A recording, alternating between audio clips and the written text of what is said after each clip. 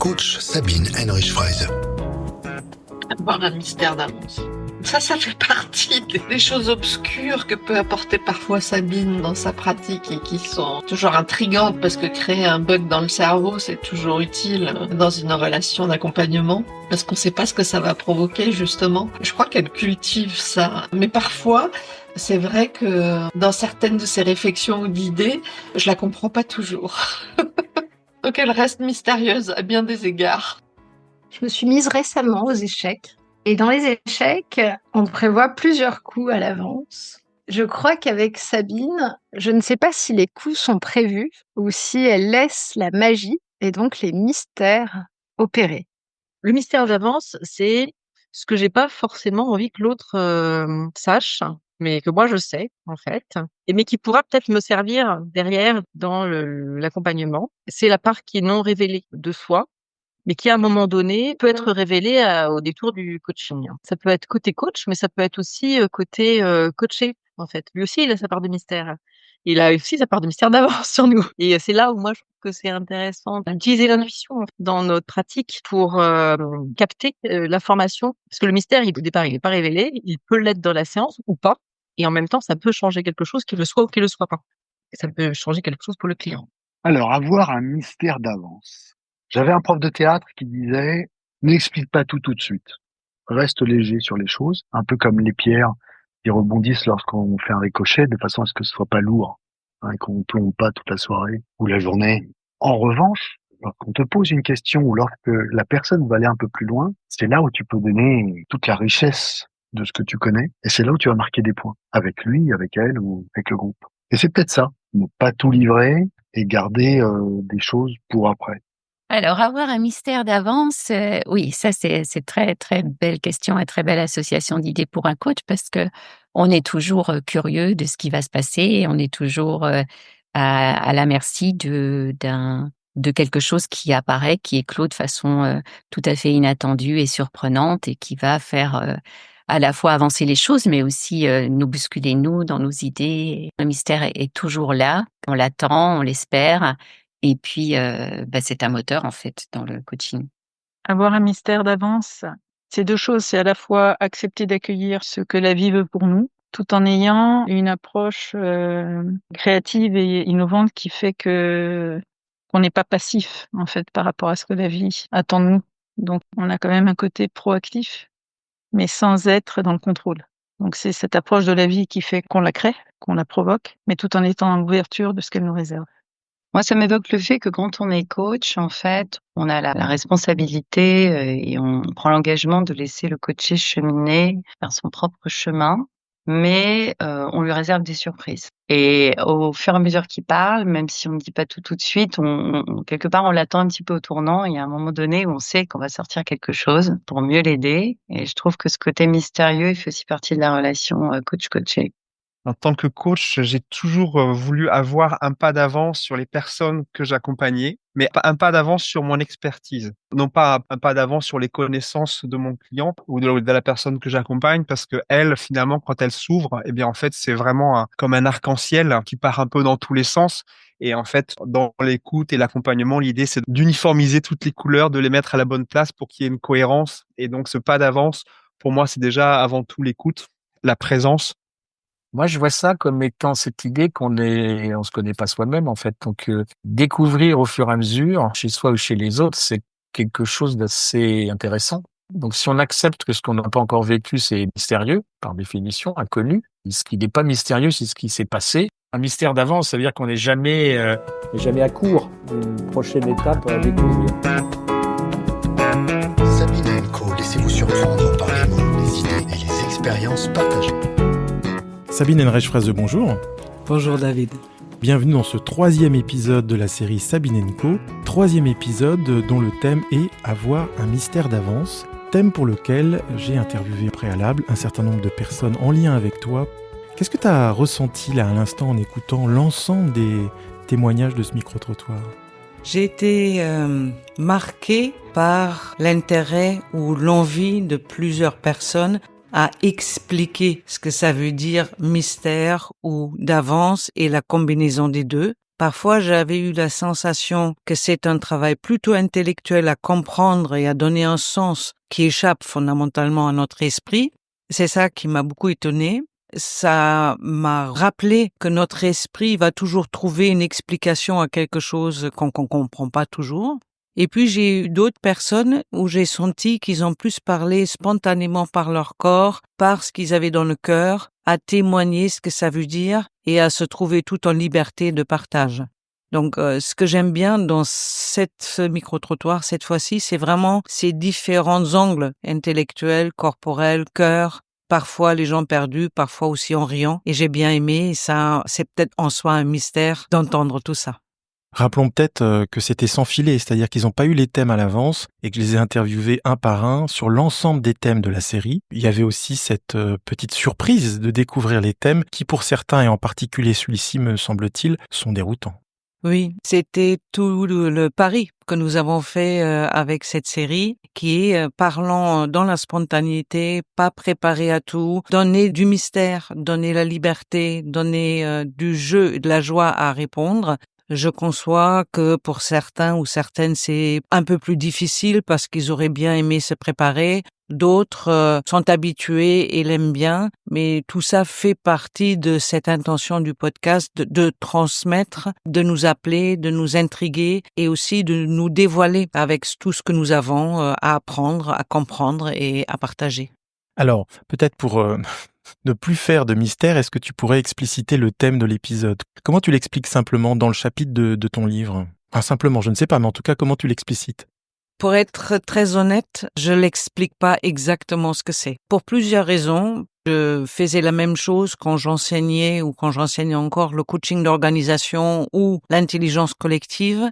Je pense que dès qu'on explique, on donne une définition à quelque chose, les débats qui s'en suivent peuvent être c'est dedans ou c'est dehors, c'est couvert par la définition ou pas. Et donc, je me sentais incapable de donner une définition que ce que c'est le mystère d'avance. En revanche, j'avais envie d'inciter notre esprit, notre imagination, notre questionnement à circuler autour de qu'est-ce que c'est un mystère, qu'est-ce que c'est être un peu en avance, qu'est-ce qu'on peut faire, nous, pour rester connectés à un monde mystérieux. Et c'était ça mon idée, mais il y a bien autre chose plus grand que nous, pas seulement ce que nous connaissons, pas seulement ce que nous expliquons, mais il y a un monde au-delà de ça, et ce monde-là est plutôt mystérieux, ou en tout cas, quand je vois ce monde-là, je vois plein de mystères. Et c'est ça que j'ai voulu, comment dirais-je, transmettre avec ce titre-là.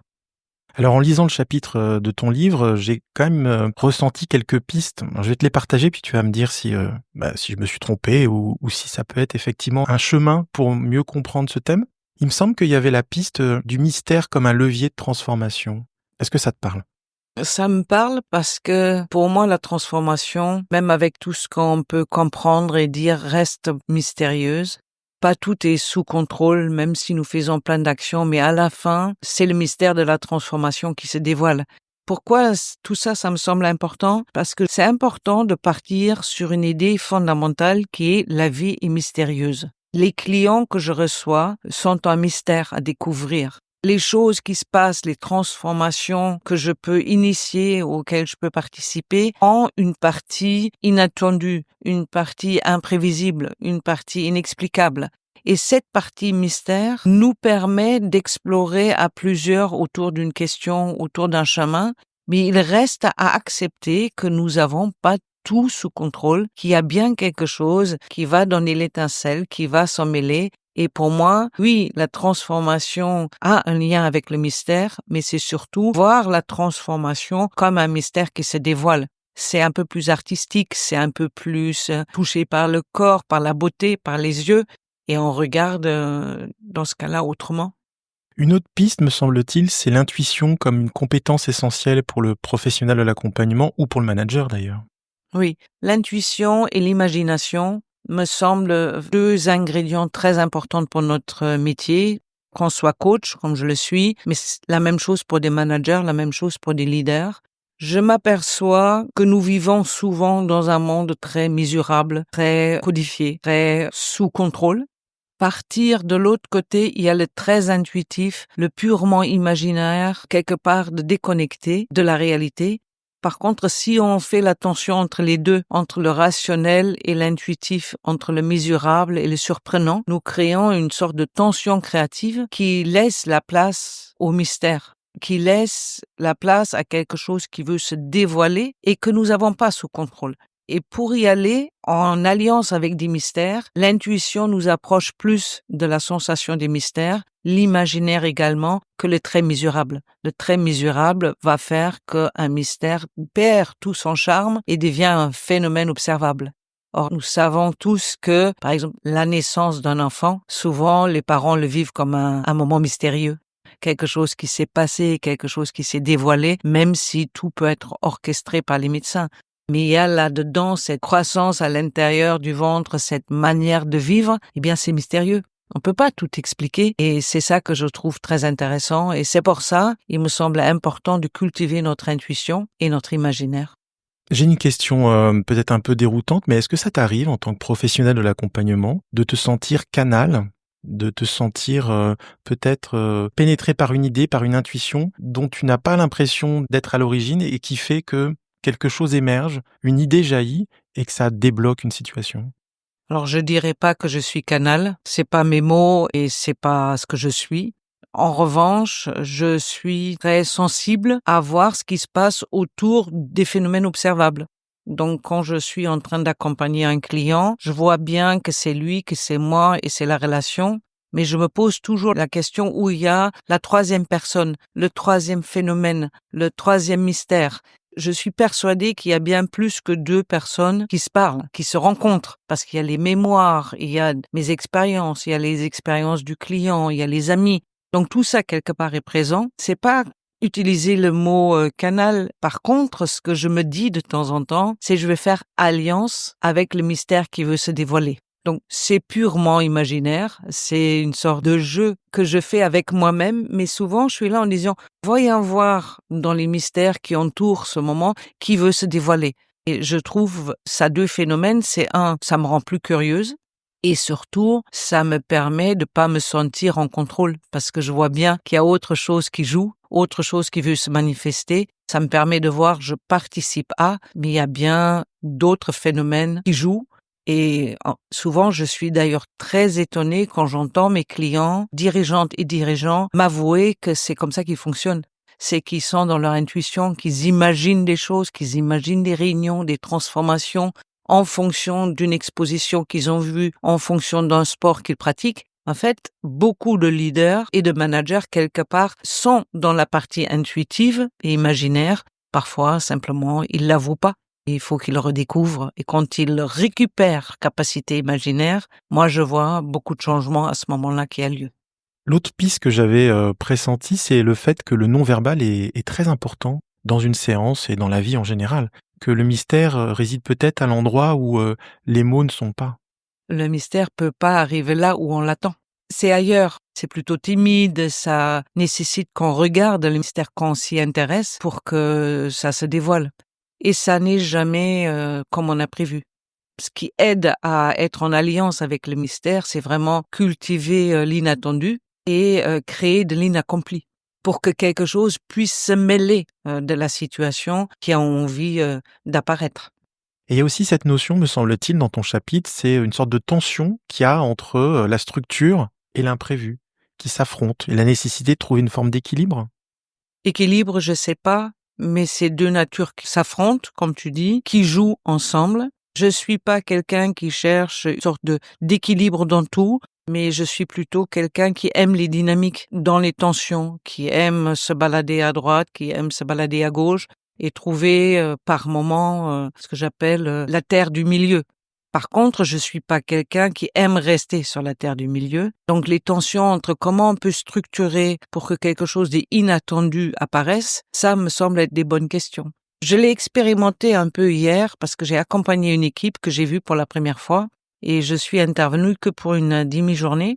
Et quand cette équipe m'a dit ce soir on est content si, ils avaient marqué se connaître mieux, rire ensemble et trouver une énergie collective que je trouvais extraordinaire pour 12 personnes de plusieurs continents. Et nous avons travaillé ça, et le fait qu'ils m'ont demandé quelque chose de fun, une mise en situation, j'ai cherché quelque chose que j'ai jamais fait. Je me suis rappelé d'un outil dont on m'avait parlé et que je leur ai proposé, que j'avais fait dans d'autres configurations, qui en fait consiste à demander au groupe de se mettre dans une ligne selon le mois et la date de naissance, sans se parler et sans écrire. Donc, c'est avec des gestes, comme tu disais, c'est avec des regards, et il fallait y arriver.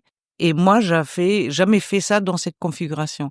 Le fait que nous avons fait ça, que moi, je connaissais pas tous les détails, que c'était différent, le débriefing ou les enseignements qu'ils ont tirés étaient extraordinaires et surprenants. Et le fait que nous avons tous vécu ça comme une surprise, comme une question de presque de mystère, mais comment on va y arriver? En fait, ça a dévoilé plein de belles choses de cette équipe qu'elle a pu récupérer, utiliser pour faire une intervention le lendemain matin. Nous pouvons créer la structure des mystères et ensuite c'est se laisser toucher par le mystère. Le mystère vient uniquement quand on veut être touché.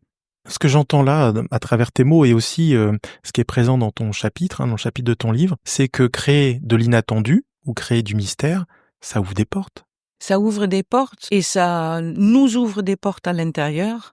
Ça m'invite moi-même à regarder là où je regarde pas d'habitude.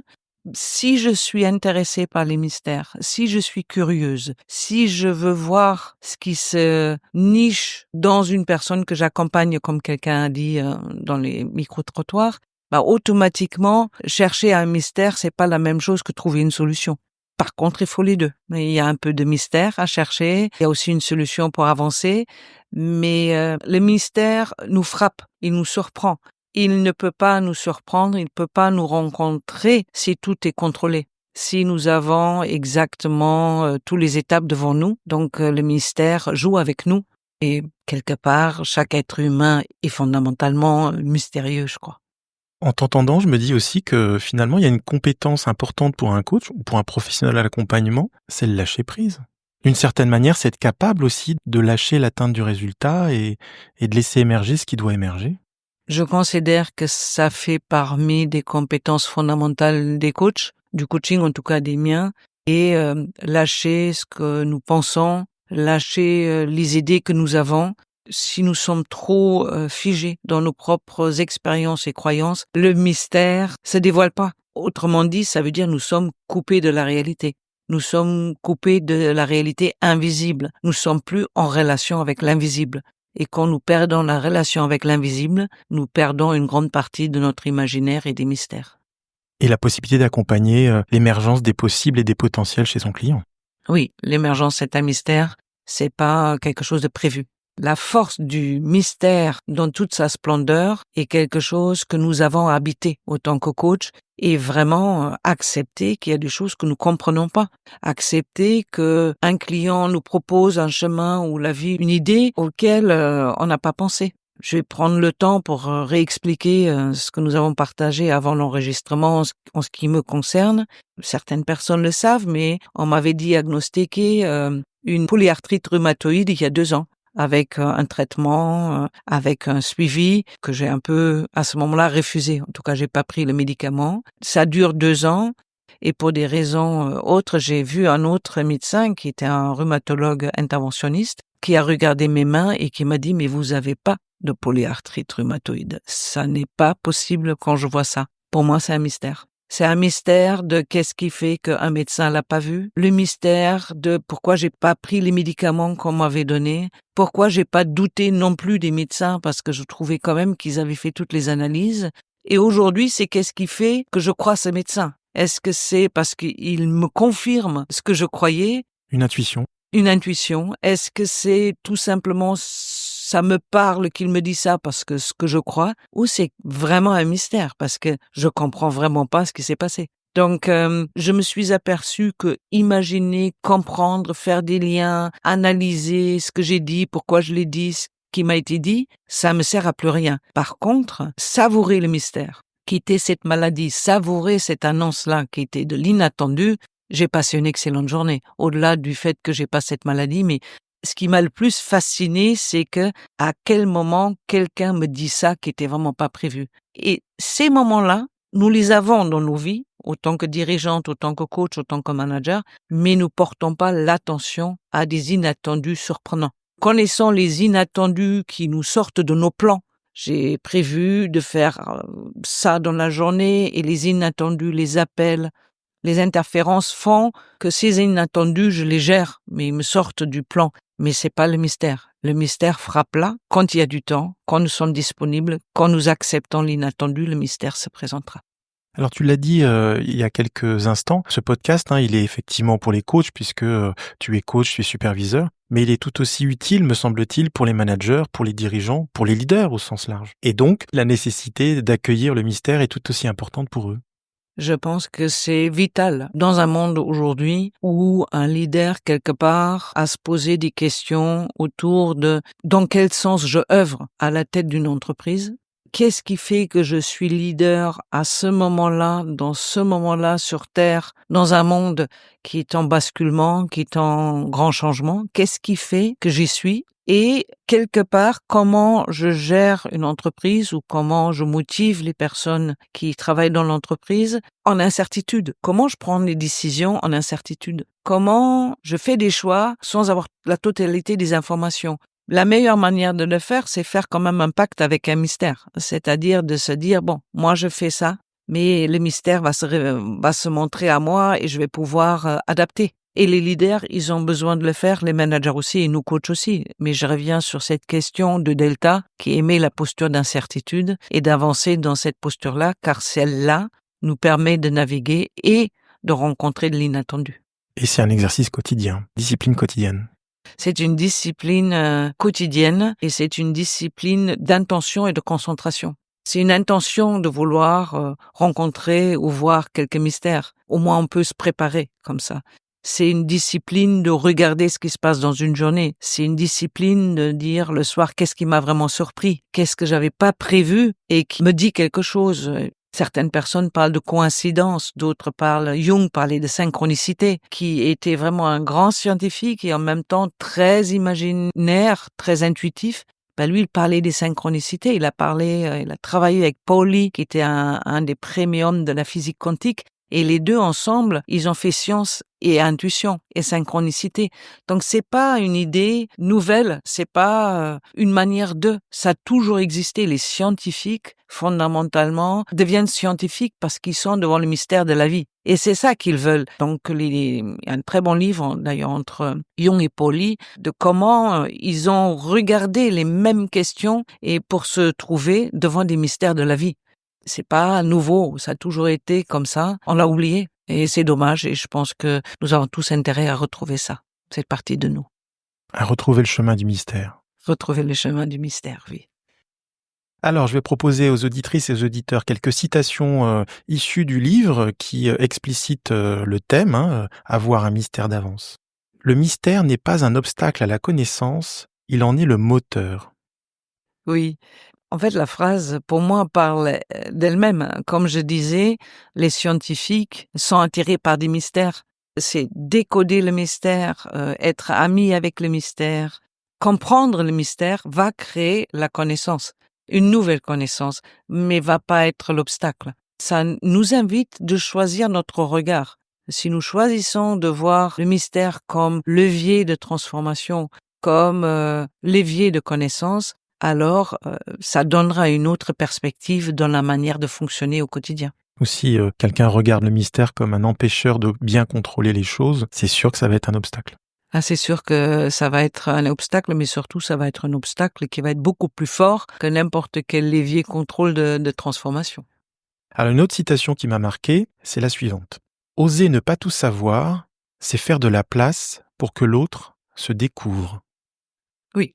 Jolie phrase, j'aime bien cette phrase-là. C'est toutes les réflexions que je peux avoir autour de la solitude de mes clients, autour de la place de mes clients. C'est vraiment une question, c'est comment je peux ouvrir une place où l'autre, en fait, va se découvrir, où je vais pas combler la solitude de l'autre, je vais pas combler les angoisses de l'autre par des mots, par des gestes, par des idées, par du réconfort, pour que finalement, l'autre, en toute sécurité, va redécouvrir des choses de lui-même et donc c'est la place à lui donner. Je dis ça aujourd'hui, mais j'ai mis beaucoup de temps pour y arriver. Ça n'a pas été facile de lâcher, ça n'a pas été facile de lâcher mon contrôle, ça n'a pas été facile de lâcher ma manière de regarder. Et encore parfois, pour moi, ça peut être difficile de laisser le silence, le regard tranquille sur l'autre pour qu'en fait, il puisse se dévoiler.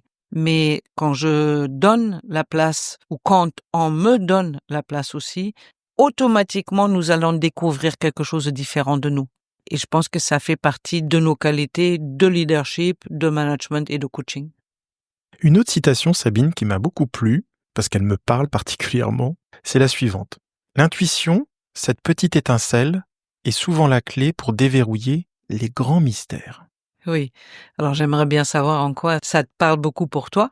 Je suis très intuitif. D'accord. Donc, je me suis senti, je me dis, mais c'est plutôt bon, ça. C'est plutôt bon, ça. Oui. Et nous sommes nombreux à être plus intuitifs que nous pensons. Et j'aime bien le mot étincelle. Et sans ça, si on tue l'étincelle, en fait, les grandes choses peuvent pas se dévoiler. Si nous prenons pas soin de cette étincelle de surprise, de mystère, d'intuition, beaucoup de choses restent cachées. Beaucoup de choses qui sont de nouvelles idées, qui sont une manière différente de fonctionner, c'est une manière de s'inspirer ou d'inspirer les autres, ne peuvent passer que par une ouverture la plupart du temps aujourd'hui, dans mon expérience, par l'intuition, parce que le champ d'observable, de mesurable, de rationnel, je dirais pas qu'il a été épuisé, mais nous sommes allés très loin sur ce chemin-là et aujourd'hui, nous avons peut-être tous intérêt de récupérer ces étincelles d'intuition et d'oser se laisser inspirer par autre chose. Moi, je trouve que c'est quand même intéressant de partager que quand j'étais en Chine, les personnes sur place, japonais, chinois, taïwanais et autres, ils m'expliquaient quand même que parfois ils avaient le yiking avec eux pour inspirer, qu'ils avaient un Bouddha quelque part, qu'ils faisaient les sons, qu'ils faisaient du tai chi, en fait, dans cette partie du monde, le mystère, l'intuitif, l'imaginaire, le lien avec des gens qui nous ont précédés est beaucoup plus vivant que chez nous dans les entreprises. Ça paraît parfois compliqué de dire comment je m'ouvre à l'intuition.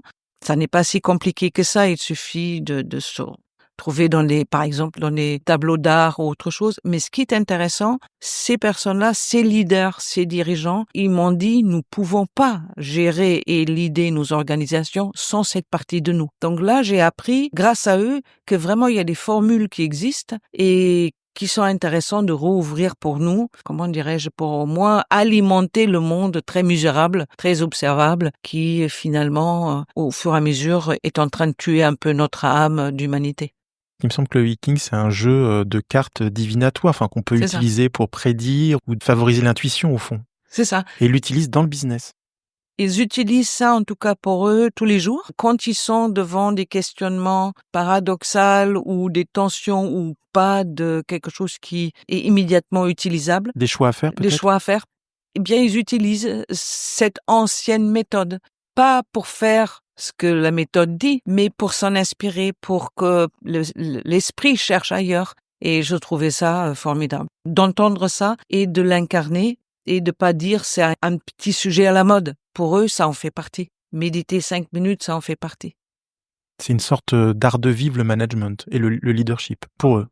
Pour eux, en tout cas, c'était intéressant que ces personnes-là m'ont montré de ce que ils font naturellement dans leur culture, qu'ici, souvent, nous souhaitons réintégrer d'une manière ou d'une autre.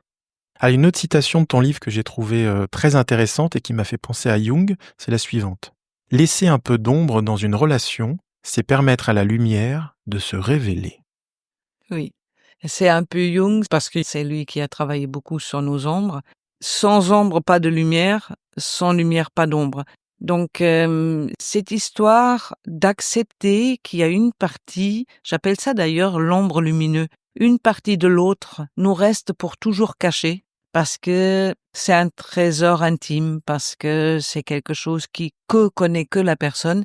Alors on peut dire que c'est un ombre ou pas ombre, c'est plutôt une partie cachée, mais cette partie cachée peut devenir un ombre, peut se révéler quelque chose qui cherche la lumière pour être mise en lumière. Moi, je trouve cette idée de lumière et ombre toujours intéressant.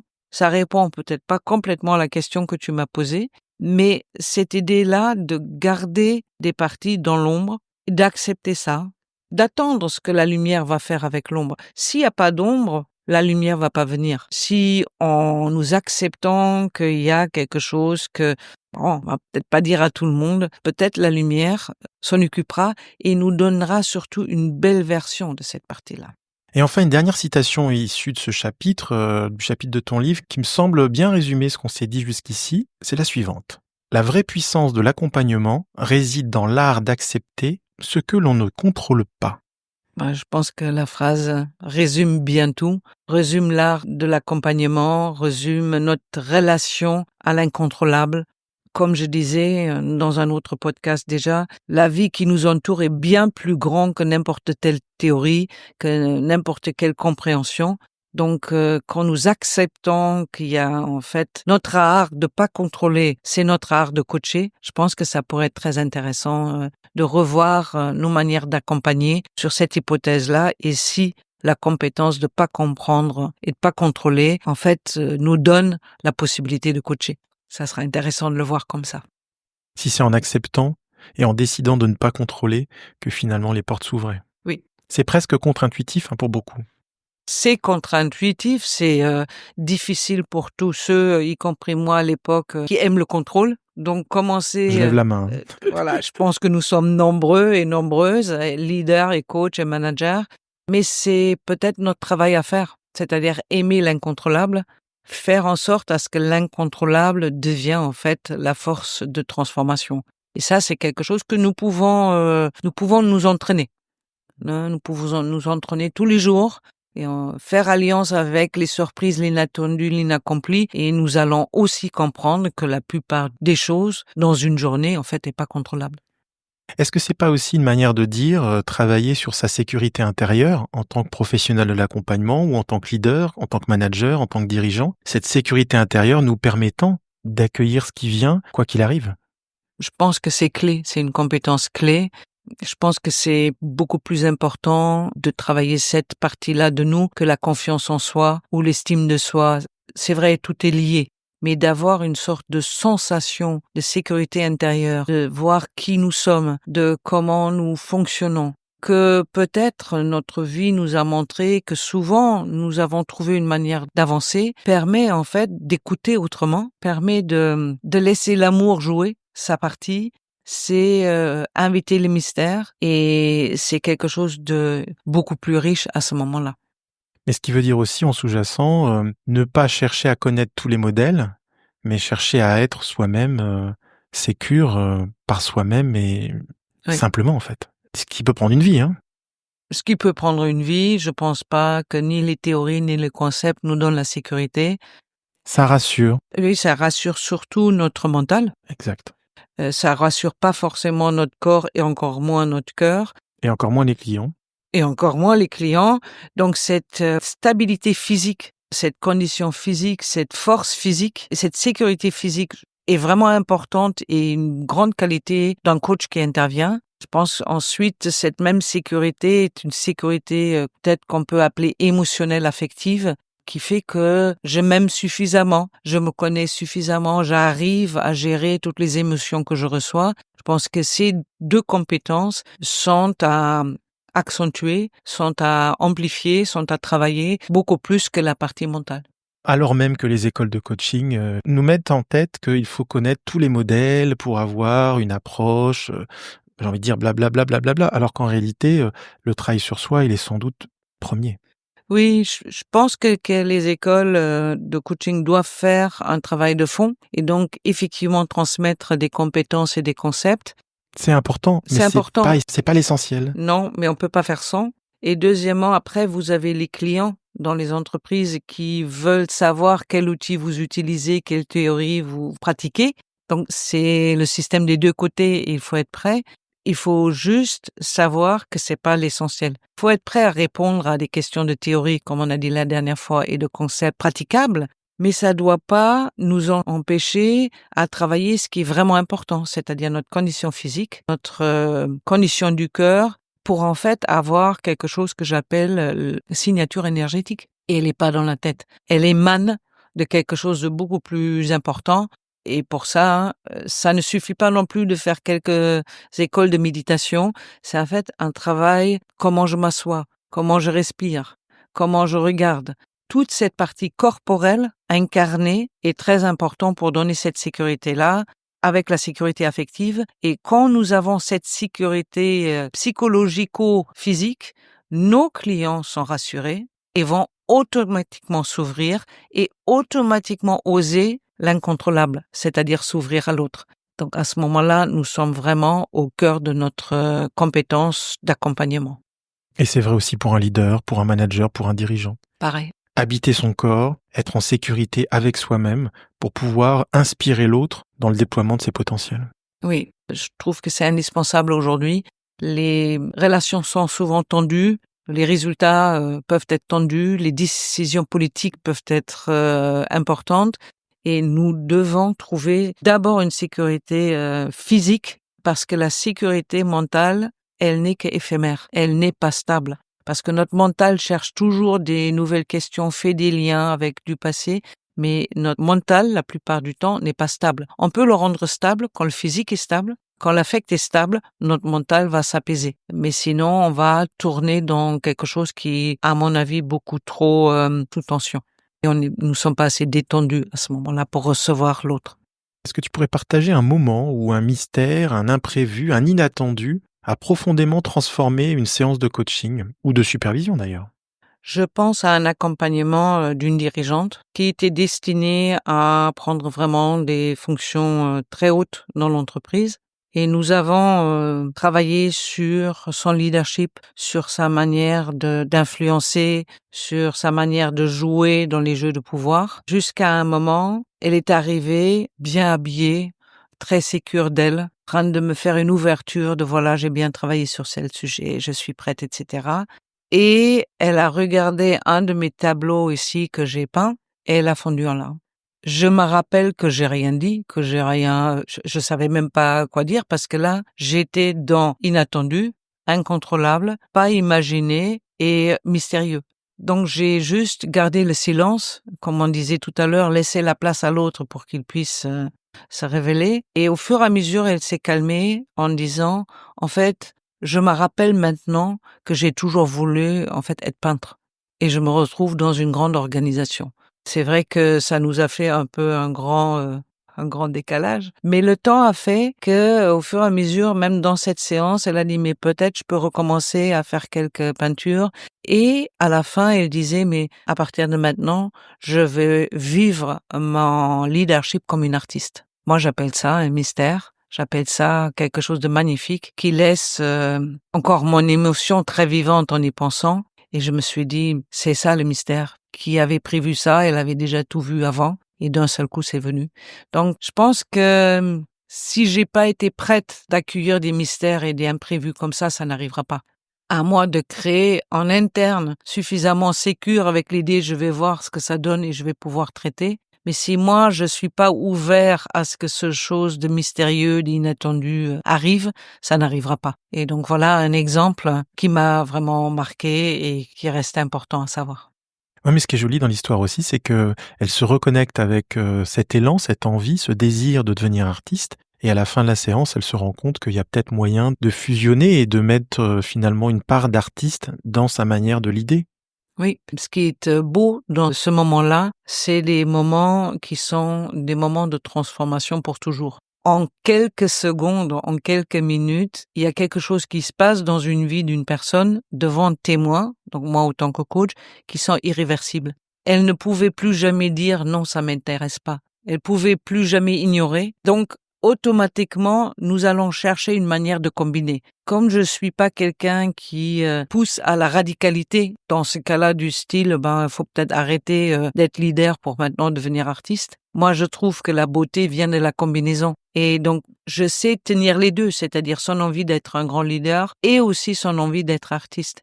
Et quand ça se combine et quand la combinaison se fait sans que nous avons fait quelque chose pour, eh bien, ça devient un moment de transformation immédiat. Et après, c'est comment nous organisons une nouvelle façon d'être avec ça. Tu l'expliquais dans cette anecdote que tu n'as pas réagi, tu as laissé faire ce qui devait se faire et tu as accueilli au fond, dans le silence et le respect, ce que la cliente vivait. Mais est-ce que tu as des trucs et astuces pour cultiver toi-même ta capacité à accueillir l'inconnu, l'inattendu, le mystère? Je sais pas moi, est-ce que tu médites? Oui, je médite, mais je suis pas quelqu'un qui médite tous les jours régulièrement, tel qu'on l'enseigne, mais je peux méditer dans le métro, je médite quand je balade avec mon chien, je médite quand je suis avec mes clients. Presque je suis dans un état qui est très concentré, très focalisé, très ouvert à quelque chose qui se passe. L'inattendu, ça se cultive aussi tout simplement en se disant tous les soirs en quoi la vie m'a surpris aujourd'hui. Suffit de s'installer 10 minutes et dire c'est quoi les surprises de la journée. Et on va voir beaucoup de surprises, et ce qui nous permet de dire que la vie a beaucoup plus de surprises que nous on conçoit ou que nous on remarque. Donc mon conseil, c'est faire une semaine avec l'intention, je vais être surprise tous les jours, et faire une récolte à la fin de la semaine. C'est comme ça que je me suis entraînée. Je me suis entraînée, mais ça vient de ma culture sportive de haut niveau. Quand j'étais jeune et donc gymnaste, je me suis entraînée avec discipline et concentration pendant 10 semaines et des mois sur la poutre de 10 centimètres pour faire un salto en arrière. Donc, je m'entraîne, je tombe mal, je me fais mal, je suis obligée de remonter pour se concentrer et refaire. Et en fait, à un moment, le miracle arrive, c'est-à-dire le salto, je le fais et je suis sur les 10 centimètres de poutre. Ça peut être vu comme le fruit de beaucoup de travail, beaucoup de discipline. Ça peut être aussi vu comme le mystère a eu lieu. Je me suis entraînée, j'ai donné ma partie, mais à un moment, le dernier moment où je tombe et je suis stable et sécure, ça on peut pas toujours contrôler. Donc ces mystères-là, je pense les sportifs et les sportives le connaissent.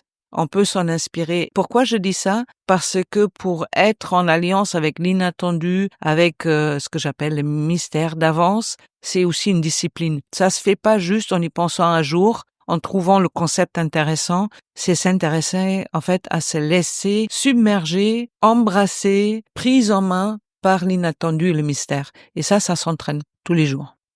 Et peut-être troisième élément, c'est voir votre client, pour un leader, son comité de direction et toutes les personnes, les voir pas comme un responsable d'une fonction, mais d'abord comme un mystère de l'humanité. En fait, cette personne-là fonctionne comment? Et ça n'est pas que regarder immédiatement la fonction, et je dis ça aussi aux coachs, nous avons la possibilité de voir l'autre d'abord comme un humain et accessoirement comme un dirigeant ou un client à coacher, ou nous pouvons d'abord voir la personne à coacher et accessoirement l'humain.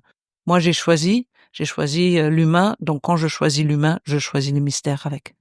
Tu as choisi ton camp. J'ai choisi mon camp et je le changerai pas. Est-ce que l'approche systémique est une théorie qui peut éclairer notre compréhension de l'invisible, du mystère dans les interactions, selon toi? Oui, ça peut aider à dévoiler des fonctionnements qui étaient invisibles. Ça aide à donner un sens à des stratégies de fonctionnement inutiles ou qui ne fonctionnent plus. Ça permet de voir les grandes dynamiques plutôt que le cas isolé. Donc je suis un grand fan de la systémie. J'aime cette théorie-là et je trouve qu'elle est très importante dans le monde d'aujourd'hui, de la connaître, de l'aimer, de se familiariser. Et de l'autre côté, j'ai aussi cette idée qui est, est-ce que cette théorie va pas faire qu'il y a plus de mystère? Parce qu'elle va nous aider à décoder, elle va nous aider à éclairer, elle va nous aider à comprendre, mais ça veut dire l'ancien système de vouloir tout comprendre pour pouvoir agir. Ça, c'est effectivement un peu le tiraillement que j'ai entre mon amour pour la systémique et en même temps le mystère qui est de moins en moins un mystère, parce qu'on peut de plus en plus le décoder. Donc parfois, je m'interroge sur comment je dois fonctionner et je m'en sors très souvent avec quelqu'un qui s'appelle Förster, qui était un physicien parmi les premiers de la systémie. Et lui, il a donné le conseil qui agit toujours de la manière à ce que tu augmentes les opportunités pour l'autre. Eh bien, je trouvais ça super parce que du coup, ça me permet de dire, mais en faisant la systémie, je peux augmenter l'opportunité des mystères. C'est pas juste pour décoder, mais pour toujours agir pour qu'il y ait plus d'opportunités, plus de choix, ce qui permet à l'autre de choisir, mais surtout, ça permet à une possibilité de mystère de réintervenir. Donc oui, absolument un oui pour la systémie. C'est très important pour décoder des systèmes et en même temps, toujours garder en tête que nous ne devons pas tout contrôler, pas tout comprendre, pas tout analyser pour laisser la place à quelque chose de différent. Alors j'ai une question de curiosité. Lorsque dans une séance de coaching ou de supervision, tu as accueilli un élément inattendu, un mystère, est-ce que par la suite, pour revisiter ta séance, lorsque le client ou la cliente n'est plus là, ça t'arrive d'identifier une théorie qui pourrait permettre de redonner du sens à ce qui s'est passé? Ou pas? Je suis quelqu'un qui vit après la séance de supervision. Donc une fois que tout le monde est parti, et la nuit, comme dans les séminaires d'ailleurs, j'ai l'impression de revivre des moments et de entendre des voix dans le sens ah oui elle a dit ceci, une telle a dit cela et en fait le jeu des ombres, le jeu des voix se réactive. C'est un peu ce que nous avons dit pour le premier podcast qu'on a fait ensemble avec le tableau qui se réveille la nuit une fois que les personnes ont quitté les musées. C'est exactement ça que je vis. Et en faisant cela, je vois les mini-mystères qui ont eu lieu. Je vois les inattendus, quelqu'un qui est arrivé un peu en retard, ce qui a permis à un groupe de discussion autour de qu'est-ce qu'on fait avec les personnes qui arrivent en retard dans une équipe. On pourrait dire c'est systémique, mais on pourrait aussi dire, tiens, c'est une synchronicité intéressante, on va la discuter. Alors, j'évite de donner une explication rationnelle à ce que j'ai vu, donc comme la systémie ou comme ah oui, c'est normal, le pattern de fonctionnement, c'est la 3e fois. Parfois, je peux dire d'un point de vue théorique, ça s'explique. Ça peut donner un sens de rentrer dans un groupe de supervision et pour se faire accepter, je me crée l'attention en arrivant en retard. Donc, ça peut avoir beaucoup de choses où je revis ma problématique d'être en collectif en arrivant en retard pour éventuellement me faire disputer. Donc tout ça, je vois, mais finalement, quand je le vois, je trouve ça mystérieux. Ça m'aide à dire, ah ouais, c'est quand même vraiment multi-potentiel, multi-regard, multi-mystère. Et finalement, ça m'appartient, ça nous appartient. Quelle est la direction du regard qu'on donne? Et quand ça arrive la nuit, parfois je me réveille en disant ça c'était le papillon et il faut que j'appelle la personne pour dire écoute, il y a peut-être quelque chose qui est en train d'éclore. Je sais pas quoi, mais regarde ça. Ça m'arrive et j'aime bien ça avec les gens que je supervise. De ce point de vue-là, je suis un peu plus que relationnel, mais ça m'arrive. Et quand ça m'arrive, ça fait 2 choses. 1, je sais que je suis en lien avec les personnes de la supervision. 2, le mystère agit. Et 3, ça me rappelle pourquoi je fais la supervision, pourquoi je coach. Parce qu'en fait, j'adore ça. J'adore trouver ces mystères-là et de les partager. Alors rassure-moi, quand tu as cette idée soudaine en pleine nuit, t'appelles pas directement la personne à 3 heures du mat. Je suis tentée, mais jamais je le fais. Mais j'ai appris à la noter vite sur un carnet parce que sinon, le lendemain matin, il se peut aussi que je me rappelle plus. C'était vraiment le papillon, c'était cette question d'un sage qui se disait est-ce que je me réveille en croyant que je suis un papillon ou est-ce que je suis un papillon qui se réveille en être un être humain? Donc cette question-là m'avait vraiment frappée, donc j'ai marqué papillon et j'ai appelé la personne en disant écoute, il y a quelque chose autour de qui suis-je? En fait, pourquoi j'insiste là-dessus, c'est je ne prends rarement les métaphores ou les symboles comme on les interprète souvent, style le papillon et la métaphore de la transformation. Je me méfie de ça parce que c'est déjà très codifié. Mais quand je voyais cette idée de est-ce que je suis un être humain qui rêve et qui se réveille être un papillon ou est-ce que je suis un papillon qui se réveille être humain, ça pour moi c'est beaucoup plus important parce qu'en fait c'est une question existentielle. Est-ce que je rêve? Est-ce que je vis? Est-ce que je suis dans l'intuition ou dans la pratique? Comment je peux faire les deux? Et ça c'était un exemple qui m'est arrivé en groupe de supervision. Mais c'est pas toujours le cas non plus. Alors tout à l'heure, tu l'as évoqué, il y a aussi la notion du 3e interlocuteur quand on est dans une séance avec un client, c'est-à-dire que il y a l'invisible qui est un partenaire silencieux et qui est présent dans chaque séance potentiellement. Ça c'est un passager clandestin. C'est ça, c'est un passager clandestin et c'est pour certains une croyance, pour d'autres une pratique, pour moi c'est évident. Donc c'est la même chose, nous partageant tous les deux autour de ces idées, mais je vois bien une troisième personne ou un troisième élément, on va dire, qui est présent, qui m'aide à me recentrer ou à me rappeler une idée qui me permet de fonctionner, mais qui est aussi une sorte de gardien bienveillant, qui me rassure dans ce que je dis, qui m'encourage à partager. Mais il y a bien un peu plus que nous deux dans cet appartement où nous êtes en train d'enregistrer. Et quand je coach mes clients, ici ou ailleurs, ou dans une équipe comme hier après-midi, à la salle, je l'imagine plus peuplée que ça. Hein, il y a des gardiens, quand l'ambiance est très mauvaise, moi je vois un peu Dark Vador arriver. Parfois, quand c'est vraiment important, que maintenant il faut qu'on regarde, je vois Frodon avec l'anneau. Donc en fait, mon monde imaginaire est très vivant, et donc Peuplé. très peuplé. Et donc, je vois ça quand j'anime. Personne ne le sait, mais c'est bien présent. Et je trouve ça beaucoup plus intéressant et je suis beaucoup plus inspirée. Si je t'invitais à réfléchir au mot invisible en français, en anglais et en allemand, à quel endroit ça te conduirait? Alors, invisible en français, c'est pas visible, c'est ça? Mmh. Invisible, I would say it's the same thing in English. Invisible. Mais unsichtbar, comme c'est ma langue, en fait, c'est plus imaginaire. Donc, unsichtbar, je vois un cap qui rend invisible. Unsichtbar, ça veut dire, c'est la même idée qu'invisible, mais pour moi, en tant que multiculturel ou multilangue, quand je le dis comme unsichtbar, quelque chose s'ouvre dans les mots et du coup, ça devient encore plus imaginaire. Donc, unsichtbar, sichtbar, c'est voir. Et donc, en fait, ça fait des associations de mots et ça donne simplement une autre saveur aux mots.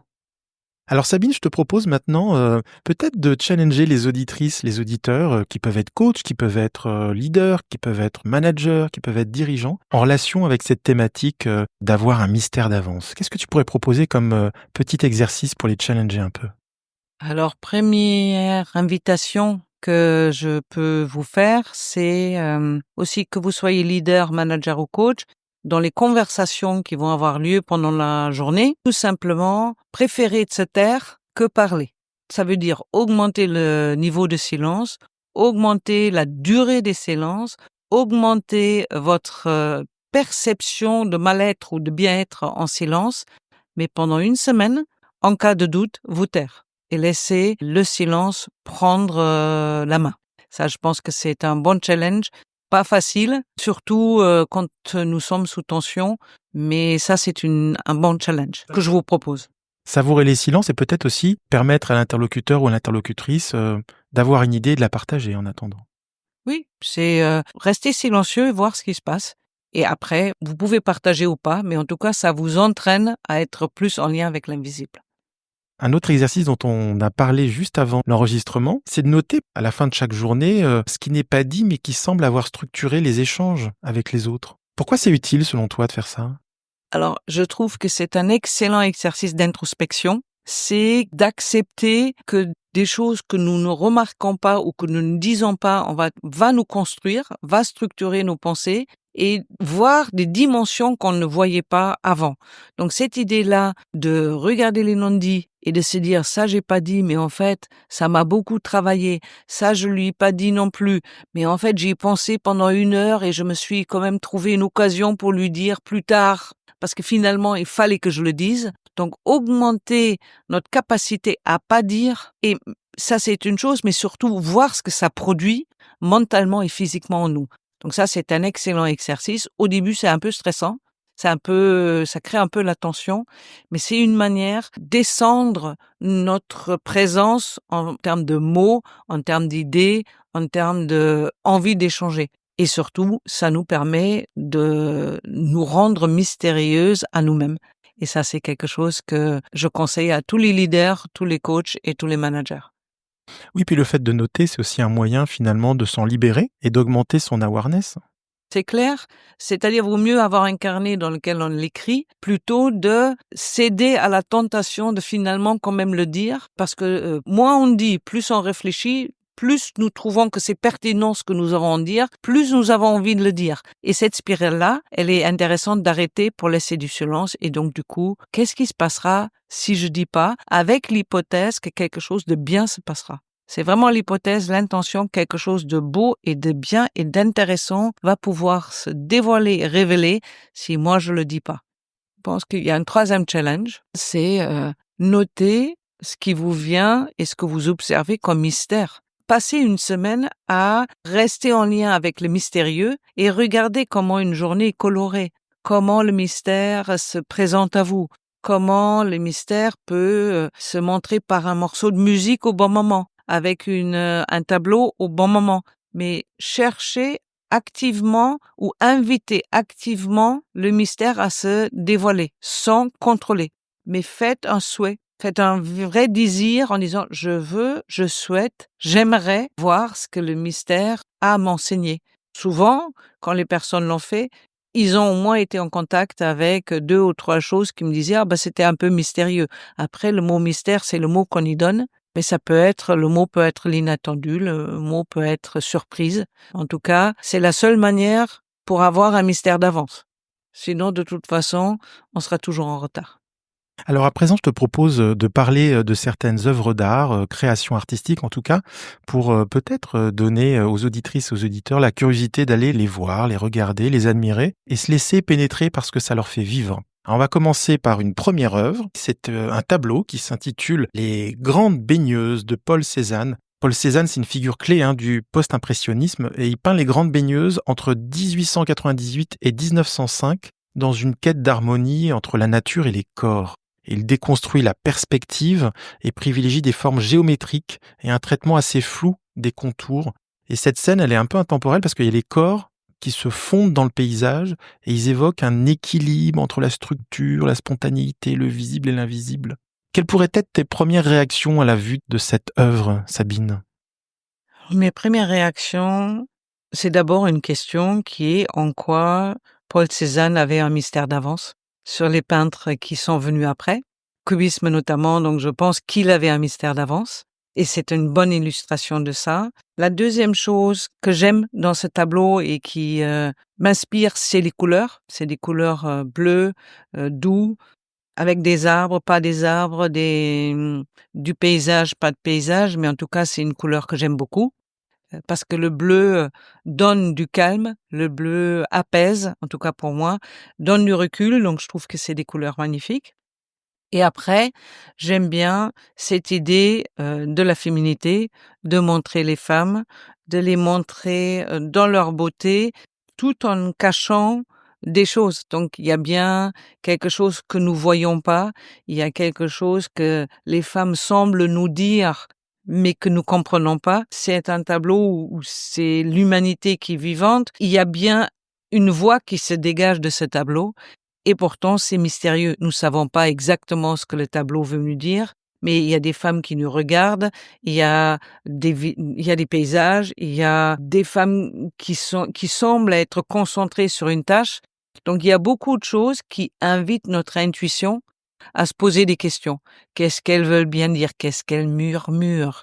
C'est quoi les arbres qui écoutent ce qu'elles disent? Qu'est-ce qu'elles disent entre eux? Donc, je trouve que c'est extraordinaire d'imaginer qu'un tableau peint par un peintre nous invite à écouter et à chercher le mystère. Donc pour moi, c'est un œuvre parfait pour la discussion que nous avons aujourd'hui. Ce qui est aussi très marquant, je trouve, c'est que, d'une certaine manière, Cézanne, il supprime les détails du visage. On voit des visages, on les perçoit, mais on ne les voit pas. Et c'est comme si, en fait, en supprimant ces détails, il plaçait l'accent sur la relation entre les figures, l'espace, et créant une sorte de mystère autour de leur présence et de leur interaction avec l'environnement. C'est un peu l'idée, comme nous avons dit tout à l'heure, de faire du silence, de supprimer un sens, le regard ou l'oreille ou le mot. Et là, le choix a été fait par presque neutraliser un peu les visages pour laisser la place à autre chose. Et cette partie est intéressante dans le sens où je suis pas quelqu'un qui pense qu'un coach ou un leader doit être neutre dans la manière de fonctionner. Donc, quand une expression de visage est supprimée, autre chose va être mis en relief. Quand une neutralité est créée à un moment, autre chose va être plus profond. Et cette partie-là, cette dynamique-là entre je supprime une partie de silence ou de regard ou de visage va automatiquement augmenter la possibilité qu'autre chose va se dévoiler. Et ça, c'est parfaitement bien illustré et peint et donné à voir par Paul Cézanne. À vrai dire, l'élément central, c'est le bleu, qui est à la fois dans le ciel et dans l'eau, qui entoure les personnages. Mais cette omniprésence, j'y ai vu l'intuition qui est partout au fond. Pour moi, ça montre que l'invisible nous entoure. C'est vraiment un changement de polarité. Nous croyons que tout est visible et que nous pouvons mesurer. Il y a même des gens qui disent uniquement ce qui est mesurable et observable et visible. Et si c'était l'inverse? Si en fait, 80% est invisible. Et nous, uniquement ce qu'on voit avec nos sens, c'est visible. Un chien, un chat voient plus que nous. Les animaux ressentent beaucoup plus que nous. Donc cette croyance que nous sommes en 80 visibles et 20 invisibles, peut-être il est temps d'inverser. Et là, c'est l'invitation. Nous sommes entourés par l'invisible et comme nous sommes entourés par l'invisible, eh bien, les mystères sont là, les nouvelles questions émergent et la manière d'être en relation change. C'est un vrai changement de paradigme. Oui, je pense que c'est nécessaire de l'imaginer, de vraiment partir sur le principe que 90% est invisible et que je contrôle pas. Et après, je vis ma journée et on verra bien ce que ça donne. Mais je pense que ça, c'est une bonne expérimentation. Est-ce que tu le partages parfois à tes clients, alors tes clients coachés ou les clients que tu supervises, que peut-être il y a une autre manière de voir les choses et qu'il y a peut-être une part d'invisible, de mystère qu'il serait bon d'accueillir pour avancer? Je dirais que c'est une grande partie aujourd'hui de mon travail avec les leaders. Une de mes questions préférées, c'est quelle est votre relation à l'invisible? Et ça crée du silence, ça crée un peu de gêne, ça crée ah oui, elle est parfaite. Donc en fait, je suis toujours très surprise des réponses, mais c'est vraiment mon invitation à revoir leur paradigme de vie et qui est de dire et comment vous allez exprimer votre leadership dans un monde où 80% sont invisibles. Même si les gens croient que c'est l'inverse. Eh bien, ça ouvre tellement de questions pour un leader, ça ouvre des nouveaux leviers, ça ouvre des nouvelles alliances, ça ouvre des questions, mais qui font que, oui, et si 80% étaient invisibles? Alors, je vis comment tous les jours? Je pense que les enfants vivent mieux comme ça. Ils vivent dans l'invisible parce que toute chose est une découverte. Donc pour eux, le monde est 80% invisible. C'est nous qui avons appris par volonté, par nécessité, par contrôle, de nous dire tout ce qu'on observe et ce qui est mesurable, ça existe. Ah non. Il y a des choses qu'on nous comprenons toujours pas aujourd'hui. Je reste toujours fascinée par cette question. Comment une cellule dans le corps sait qu'elle va devenir rein ou bras ou cerveau? Personne n'a compris ça. Donc c'est quand même un grand mystère de la vie. Et là, on est dans l'invisible. On n'est pas dans le visible. Mais comment une cellule sait? Comment ça fonctionne? C'est vraiment, je trouve, très mystérieux. Et ce tableau-là, pour refaire un lien, ça fait réactiver toutes ces questions-là. Mais comme tu dis, oui, je partage régulièrement qu'il est important de faire des changements de paradigme, donc qui est vraiment partant sur l'invisible. Alors, cette œuvre d'art, tu l'as découvert tout à l'heure, parce que j'ai pas eu le temps de t'écrire en te proposant les œuvres, comme ça arrive souvent d'ailleurs. Et moi, ce qui me saisit, c'est que tu as toujours cette capacité à rebondir spontanément, avec ton cœur, j'ai envie de dire, sur mes propositions. Est-ce que ça t'arrive d'utiliser l'œuvre d'art comme un média pour permettre à tes clients de se connecter à l'invisible? Parce que toi, tu y arrives très vite, semble-t-il. En tout cas, j'aime toujours les œuvres que tu me proposes. Ça est un déclencheur de mon imagination. Donc moi j'aime bien et oui, je le fais avec des clients, soit parce que c'est ici où je leur demande de choisir, soit de se rappeler d'une œuvre qu'ils ont vue dans un musée, ou trois, de peindre quelque chose eux-mêmes et voir ce que ça émerge, sans pourtant faire la thérapie via l'art, que j'aime beaucoup, mais c'est une question de nous voyons nous-mêmes à travers des tableaux. Donc, et surtout, nous pouvons découvrir des choses de nous à travers des tableaux. Donc, je ne l'ai pas encore fait, mais un de mes projets, c'est effectivement emmener mes clients dans les musées, travailler avec eux dans les musées, de c'est quoi l'œuvre d'art qui les marque ou qui les marque pas. Et je trouve que c'est une manière bien plus intéressante de faire que faire un questionnement orienté solution, comme je dis souvent. Et alors, donc évidemment, là, c'était le titre de l'œuvre, c'est Les Grandes Baigneuses de Paul Cézanne. Évidemment, ça a un rapport au bain et à l'immersion. Est-ce que ça t'évoque quelque chose par rapport à l'idée peut-être de s'immerger dans l'inconnu, dans le mystère, que ce soit en art, en coaching ou dans la vie? Vu comme ça, je trouve que ça nous invite de baigner dans l'invisible. D'ailleurs, c'est ce que je fais, l'océan comme un grand bain d'invisible. Donc comment je vais me baigner dans un océan si je pars sur le principe qu'en fait c'est totalement mystérieux et l'invisible s'exprime. D'ailleurs, dans les grandes traditions de Jung et autres, tout ce qui a l'eau, tout ce qui a océan, c'est l'invisible. Donc effectivement, le bleu, c'est l'eau. L'eau, c'est invisible, donc l'invisible nous entoure, mais partir sur ce principe-là, que quand je me baigne dans l'eau, résultat, c'est que je suis dans l'invisible. Quand je suis dans un musée et je regarde tous les tableaux, je suis dans le monde de l'invisible. Même si, par fragments, par chaque tableau, une partie de la réalité m'est dévoilée. Vivre comme ça, c'est différent. Moi, je trouve que c'est plus savoureux de vivre avec la partie invisible autour de nous. Donc en gros, le message, c'est plonger dans l'invisible et peut-être plonger dans l'art. Plonger dans l'art, plonger dans l'invisible et apprenez à aimer ça. Ça, c'est vraiment un message parce que c'est tellement intéressant et tellement complémentaire. La deuxième incarnation artistique que je t'ai proposée, ce sont les œuvres de Banksy. Alors Banksy, c'est un artiste anonyme britannique apparu dans les années 90 et c'est une figure majeure du street art mondial. Ses œuvres sont souvent réalisées au pochoir et interrogent la société, la politique, l'identité à travers des images marquantes et des messages parfois un peu cryptiques. En jouant avec l'invisible, sa propre identité d'abord, on ne sait pas qui c'est, le mystère de ses interventions et puis la disparition programmée de certaines œuvres qui parfois évidemment sont faites avec des matériaux qui s'effacent avec la pluie. Banksy, il invite à une lecture multiple du monde et des contradictions. Qu'est-ce que ça t'inspire? Ce que j'adore, c'est l'anonymat, donc nous ne savons pas qui c'est. C'est les idées de provoquer avec des peintures street art.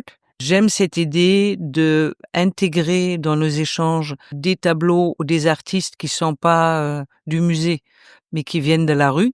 J'aime cette idée que nous sommes en train de regarder ce qui se passe ailleurs qu'en France. Donc, par principe, j'étais très favorable à cette idée-là et à l'intégrer dans ce podcast-là.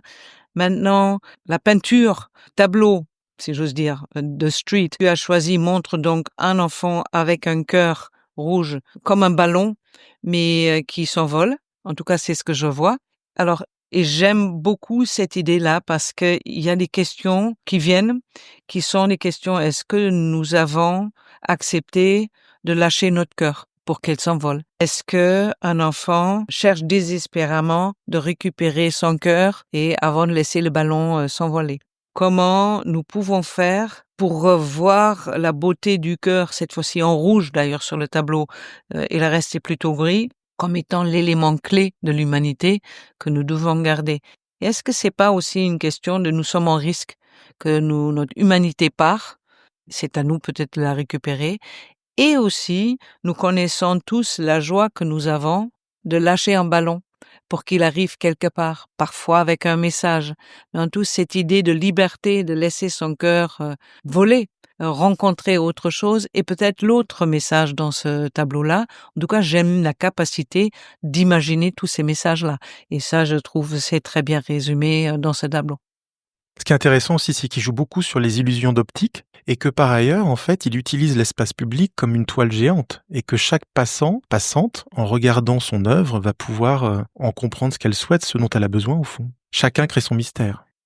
Chacun son mystère, mais surtout, ce qu'il fait, c'est d'une grande générosité, d'une certaine manière d'utiliser l'espace accessible à tout le monde pour inviter à réfléchir, inviter à se rencontrer, inviter à voir ce cœur ou autre avoir un impact sur nous. Et peut-être, c'est ça aussi le mystère, c'est-à-dire c'est une invitation, je vois le tableau, ça me parle et en fait je l'oublierai pas. Donc c'est non seulement un impact fort, mais c'est, ah oui, notre cœur, il faut s'en occuper. Et je trouve que c'est super parce que c'est presque produire un mystère pour l'autre, parce qu'en un regard, on l'oubliera peut-être jamais. En tout cas, je sais que j'oublierai pas, parce que la force est également dans le fait de montrer un enfant qui augmente le message, mais il n'empêche que en quelques secondes, il produit une forme de message mystérieux qui n'est pas clair, mais que nous pouvons interpréter, mais qui nous marque. Et alors, ce qui est intéressant aussi, c'est que tu disais, l'œuvre, elle peut te marquer, peut-être pas à vie, mais en tout cas pendant un certain temps, alors qu'en fait, il y a beaucoup d'éphémères dans ces œuvres, puisqu'elles sont sur des murs et donc tous les intempéries, la pluie, le gel, la grêle font qu'à un moment donné, c'est une œuvre éphémère qui va disparaître. Bah, c'est le principe même des mystères. Ils sont là pendant une seconde, ils sont éphémères. Quand on veut les rattraper, ils s'envolent. C'est pour ça, c'est mystérieux. Il est important que notre cœur les chope au moment où ils sont là, parce qu'après, ils partent. Ils sont plus disponibles ou il faut revenir ou faire autre chose. Mais c'est ça, c'est la même chose que cet artiste nous montre. C'est éphémère, mais si vous regardez au moment où ça existe et vous regardez avec votre cœur, vous captez la totalité de mon message. Et ça, c'est extraordinaire et riche. C'est comme les mandalas de sable. Si nous les voyons au moment où nous passons avec tout, eh bien, nous l'avons vu et nous pouvons être frappés par la force et ce mystère et ce message. Et après, c'est parti. Donc, peut-être l'éphémère est même la condition de fond pour les mystères. En tout cas, j'aime bien le voir comme ça. Tu racontais tout à l'heure, quand tu pensais à certains de tes clients coach en supervision, tu avais parfois des insights et tu les notais pour être sûr qu'ils ne passent pas. Oui, c'est-à-dire que moi-même, sachant que c'est éphémère, notamment quand ça arrive la nuit, bah, la seule possibilité que j'ai trouvée, c'est marquer un mot. Mais ça veut dire que je m'organise pour que j'ai un cahier, pour que j'ai un stylo que j'ai pas tout le temps. Donc, du coup, je me réveille, du coup, j'ai plus envie, du coup, je perds. Mais c'est vraiment intéressant de noter quand ça arrive. Et là, c'est vraiment le cœur qui s'envole qui me marque. Donc, pour moi, c'est clair que je vis, moi, dans mon monde, il y a un petit mystère qui s'est présenté. Un graffiti, ça vient du latin graphium, qui signifie graver. Et je me suis dit, c'est drôle parce qu'une certaine manière, c'est éphémère, et sur le plan étymologique, on parle de quelque chose qui est gravé. Alors, comment inscrire dans la mémoire et le corps les instants de mystère et d'intuition qui jalonnent un accompagnement et qui d'ailleurs jalonnent la vie? Est-ce que tu as une réponse à cette question? Tu as 1 minute. C'est ça. C'est surtout ça, le challenge en 1 minute. Mais ce que je peux dire, c'est que si notre corps et nos émotions ne sont pas touchés, le mystère n'a pas frappé.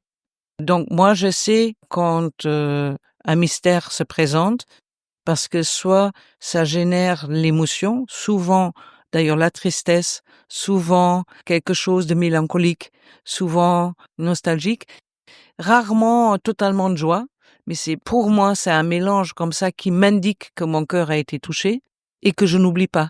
Donc là, si je prends cet exemple du tableau dont nous parlons, je sais que mon corps se détend, je sais que je vois le cœur qui s'envole, mais je vois le mien.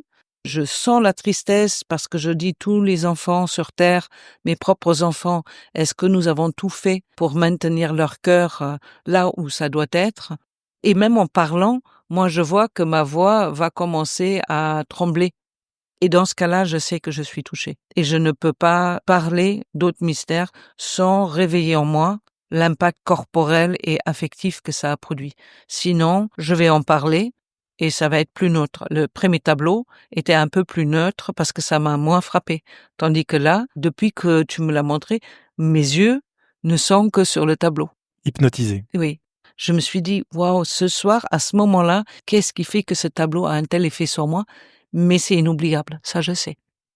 Il y a une clé que tu viens de donner, c'est que pour identifier que le mystère est vraiment pertinent pour son client, c'est être attentif à ses réactions corporelles, sensorielles, émotionnelles, etc. Oui. Donc nous avons intérêt à observer bien et avec amour nos clients dans leurs gestes, dans leurs réactions, non pas pour interpréter, mais pour voir si les mots que nous avons utilisés ont frappé son cœur, si lui-même par ses propres dévoilements, ses propres partages, il s'est ému. Ça, c'est des moments qui sont riches et qui sont pas toujours à nommer, qui sont pas toujours à dire tiens voilà ce qui se passe en vous, est-ce que c'est ceci, parce que ça va retuer la sensation, parce qu'on va revenir mental. Mais le laisser savourer, vivre ce moment de mystère, ça c'est important et peut-être beaucoup plus tard un jour, on pourrait lui dire tiens j'ai marqué que ce moment-là vous a beaucoup marqué. la plupart du temps, dans mon expérience, si c'était un peu, je suis touchée par un mystère ou par l'inattendu, les clients se rappellent, ils savent. Donc, ils mémorisent, donc leur corps est touché et leur cœur a été frappé. Même plusieurs semaines ou plusieurs mois après. Oui. Pour finir cet épisode, j'aimerais partager une citation de Rainer Maria Rilke que j'aime beaucoup et qui est en lien avec la question du mystère, en lien avec la question de soi et d'éprouver. Et il dit « Aimer, c'est devenir un monde en soi pour quelqu'un d'autre, car au fond, et précisément par les choses les plus profondes et les plus importantes, nous sommes inqualifiablement seuls. » Et je trouve que c'est une très belle citation, non seulement ce que ça veut dire aimer, mais ça résume l'amour pour le mystère. C'est que nous sommes seuls avec nos mystères quand nous pouvons les partager. Eh bien, c'est intéressant et c'est révélateur pour beaucoup de gens. Et pour ça, il suffit d'aimer, de créer un monde en soi pour l'autre. Ça a longtemps été un livre de chevet, en tout cas l'un de ces livres, Lettre à un jeune poète, l'un de mes livres de chevet. Donc je te propose d'en rester peut-être là, sur cette note poétique, sur ce mystère poétique. À bientôt, au mois prochain, pour la suite de ces aventures auditives.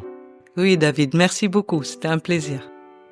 Sabine & Co. rejoignit l'aventure Joy and Business autour de cette série de podcasts. Le mystère, ça parle d'une partie de ce que parfois on découvre sur soi. Ça parle aussi d'une partie de ce que l'autre voit de nous, en nous, que parfois nous ne voyons pas. Ça fait aussi partie de l'ombre que l'on porte chacun. Ça fait partie d'une zone à découvrir. Les facilités que l'on peut avoir à s'approcher des zones de mystère des uns des autres sont un endroit de confiance que l'on crée au fur et à mesure de la relation. Il y a une facilité à dialoguer autour du mystère que moi je trouve assez intéressante. En tout cas en coaching, pour moi c'est une zone que j'appellerais non pas de sabinerie mais d'espièglerie, où on peut s'autoriser de manière joyeuse et confiante à investiguer le lieu du mystère. Je dirais qu'on a tous un petit mystère d'avant dans nous-mêmes. En tant que coach, on cherche à avoir un coup d'avance. Et ce coup, parfois, on le découvre en coachant. Ça apparaît et c'est un mystère qui se dévoile brutalement, qui émerge comme ça parce que les circonstances nous amènent vers ce mystère et qu'on découvre et qui ne devient plus un mystère de fait. Je pense qu'on a tous une question philosophique, une question à laquelle on n'a absolument aucune idée de la réponse, voire avoir un mystère d'avance, c'est ne pas encore avoir trouvé la question sur laquelle on travaille. Un mystère d'avance, c'est une forme d'intuition. Pressentir quelque chose, mais qui peut prendre une autre forme. C'est tirer un fil et il y en a peut-être un autre qui va arriver. C'est une découverte qu'on peut faire avec l'autre. It's like to be a mystery ahead. What comes to mind immediately when I hear that, it is part of every coach's job to connect to the mystery ahead within our clients. Very important, because connecting to that mystery that lies ahead for our clients, as in which you could call imminent knowledge. And it's important not to lose sight of that. Everything that goes ahead, everything that is ahead, usually always starts with a mystery. It doesn't mean that it has to stay with the mystery. It doesn't exclude evidence. It just means that it's at an equal footing with the more rational approach to things. Dans un accompagnement, quelle qu'en soit la forme, il y a ce qui est là, ce qui est parfois posé au départ. Il y a aussi des enjeux cachés, mais qui parfois se dévoilent assez rapidement. Et puis, il y a ce qu'on ne comprend pas. Un mystère d'avance, c'est peut-être aussi celui qu'on porte en tant qu'accompagnant, le mystère de notre place dans la réflexion, dans le cheminement de la personne, le mystère de la relation. Mais le mot mystère me plaît beaucoup, parce que j'y associe à ne pas savoir, donc ne pas mettre l'autre dans une case, donc l'écouter. Et pour moi, ça, c'est très précieux. Et puis pareil avec soi-même d'ailleurs, soit dit en passant. On peut l'interpréter de façon complètement différente, de façon complètement opposée, en résolvant les mystères à l'avance, mais j'aime pas ça. Il y a différentes approches du coaching. De manière traditionnelle, on va chercher à limiter les mystères, à regarder ce qui est tangible. L'approche du coaching de Sabine, il est bien évidemment ancré dans le présent, mais il y a une part aussi mystérieuse. Il y a une part qui est pas toujours visible. Et donc, avoir un mystère d'avance, pour Sabine, ce serait de partager avec les personnes avec lesquelles elle travaille les champs qu'elle peut percevoir, les dimensions qui sont là mais qui ne sont pas visibles. C'est l'invisible présent dans la discussion, dans l'échange. Sabine, c'est une personne qui sait parler aux âmes.